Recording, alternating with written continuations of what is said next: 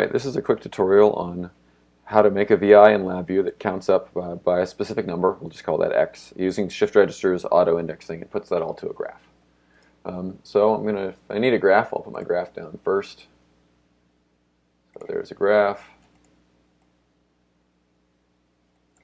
And then I'll need some numerics as well, so I'll go in here, go to modern numeric and create a couple numeric controls. Call the first one points in the graph, and then I can have another one called increment value.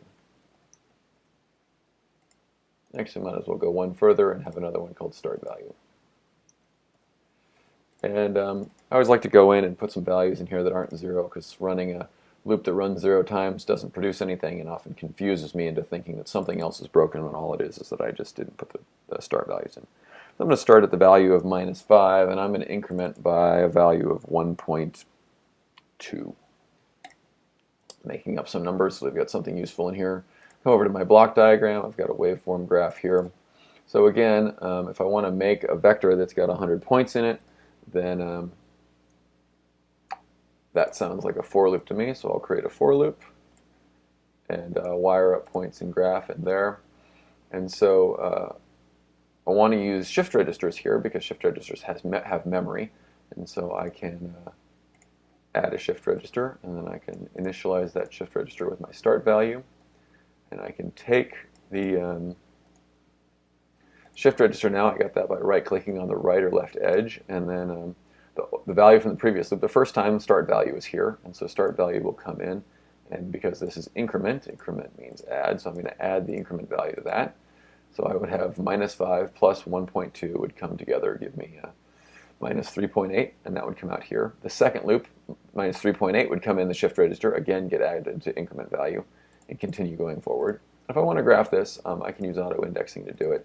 So I'm going to grab the value before the first increment, so we get start value the first time. And then sure enough, I can run this guy, and we get a straight line. The slope is 1.2 as we go from -5 to 112 over 100 points.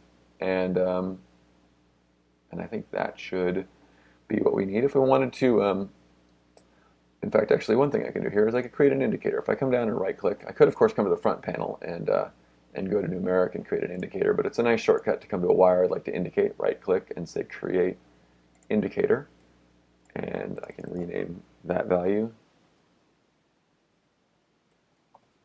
to be called incremented. And then if I run, well, it happens really, really fast. It goes up to 115 actually. And one way to slow things down is if I come to my block diagram and wait for a certain number of milliseconds, so I can drop a wait in here and create a constant.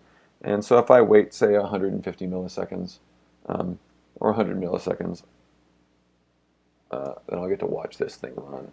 So if I push my run button, well, here it is counting up. And this is going to take a little bit of time. The whole program will take about 10 seconds to run. And there we go. So I can see that, but the graph doesn't update till the end.